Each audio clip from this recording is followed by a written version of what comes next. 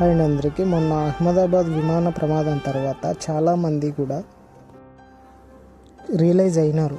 ఎందుకంటే ఎవరిని మోసం చేసి బ్రతకడం వల్ల ఎందుకు, ఇక్కడి నుంచి అయినా మంచిగా బ్రతకడం నేర్చుకుందాం, చావు ఎప్పుడు ఎవరిని ఎప్పుడు ఎక్కడ పట్టేస్తుందో తెలియదు అని ఆలోచిస్తున్నారు.